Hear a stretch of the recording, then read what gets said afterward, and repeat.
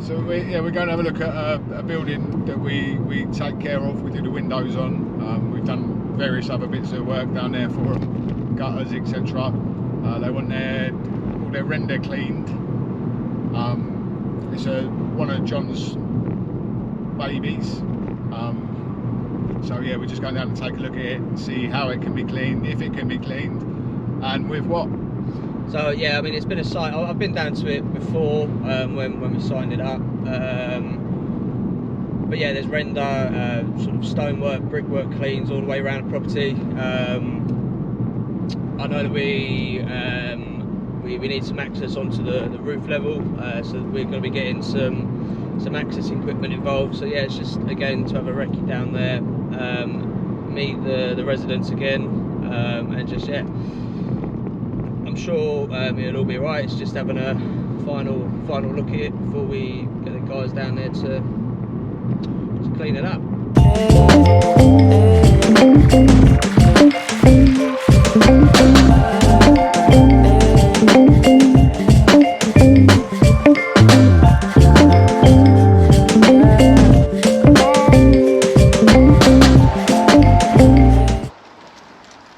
So we're looking at steaming some of these areas of coping stone going around the tops of the apartments. It's a bit awkward, we're quite far out, so it's just working out the safest and most efficient way to get these cleaned. It's just years of algae. You can see moss starting to form in some of the cracks. There's access out of the balcony doors above that, but it's getting to the edges. And as I say, there's quite a distance out to get to it.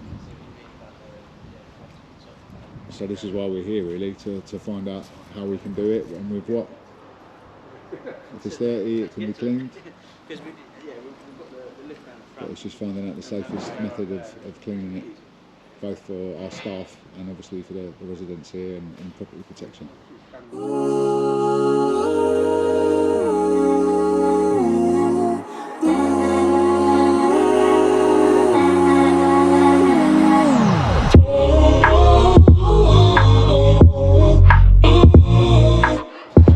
Coping stones too going around the entrance to the car park, both sides. And then algae build up into the lower part of the walls, the rounded walls.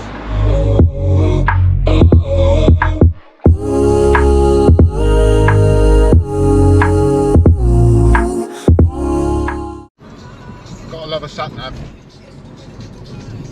Always takes you the safest possible route back.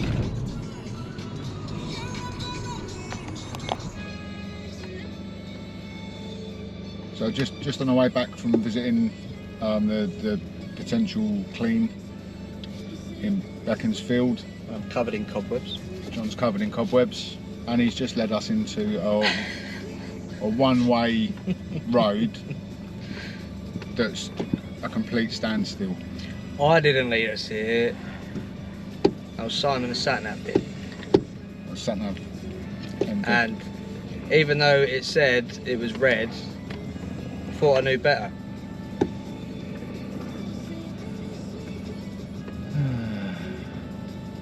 Anyway, the job, loads of coping stones, some awkward bits. We could probably plan the whole thing while we're sat here. Yeah. I think. There's a lot to do. Main challenge there really was access, wasn't it? I think just getting to all areas safely. Oh, you were the problem as well.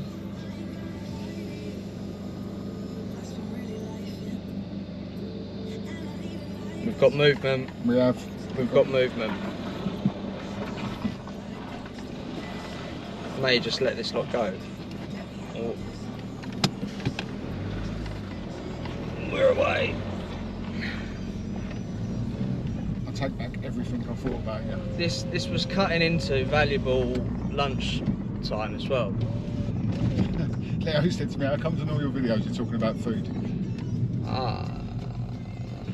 Uh-oh. Yeah, he's going.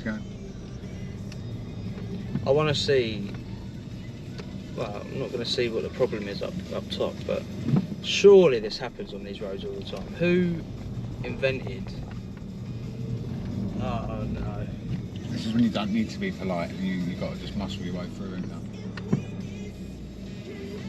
Yeah, you're never going to see them cars ever again. So what loyalty have you got to them? I need a wee, so even if I was going to see them cars again, I would have no loyalty. Even if it was my mum trying to get through, that I would let her through. Right, you've got a wave, Mr. Van, man. Good lad. See, I'm learning from you. I'm doing the big hand waves now. Yeah, So much so I let go of the steering wheel. Go like that. You've got to have points of contact, man. I remember in my driving lessons, he used to tell me off for doing that. And then you just give him one of these. Because he said, I'll do the thank yous and that. You just drive. So it's been instilled in me to just the finger. So you listen to your driving instructor, but you still don't know how to make me a decent coffee. Listen, right? I've done more hours with you than he has. You told me this morning, just to that marker, I'd done it, still didn't get a thank you. I did say thank you. No, you're rude. Thank you. So, out of spite, that's why I keep nosing him up. Rudeness was instilled on me. By my driving instructor. So if someone makes you a dodgy cup of coffee, don't say thank you. I bet that works.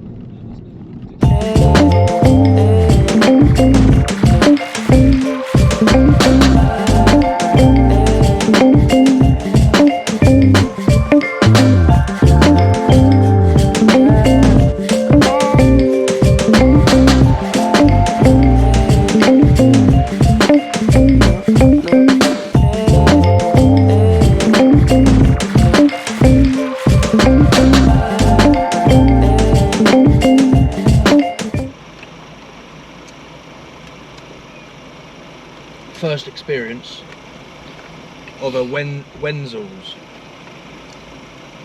Mine's alright. But then I saw that one looked a bit dry. You have got mayonnaise in the bottom, haven't you? Yeah. You go for a southern fried chicken baguette, but it's very dry. I went for chicken mayo and sweet corn. I feel that Probably lose some teeth. sauce has almost got to be on the top because it might be in there, but you want to see what, you know what I mean? It looks dry, so. Yeah, I'm sort of rather chose what I chose. Bit of an American style Greg's. Although it wasn't very American, but it was it's Chesham's equivalent to a Greg's. I prefer Greg's.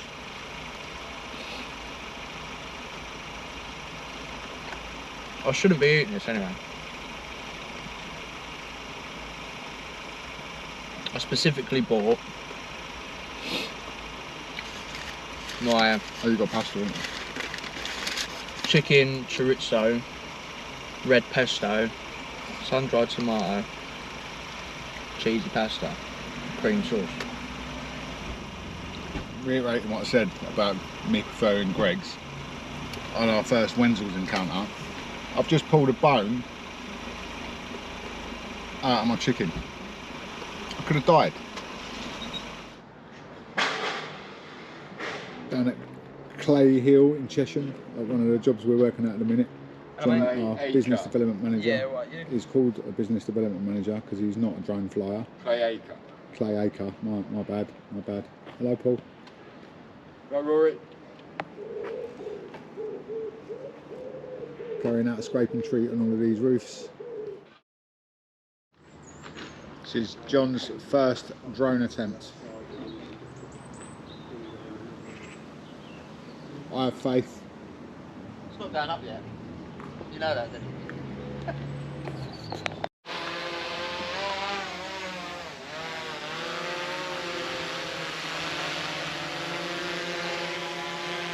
He's doing it.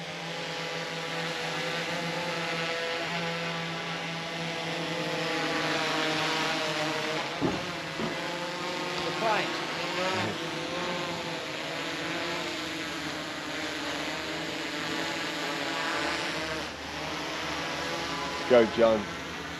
Go for the clouds.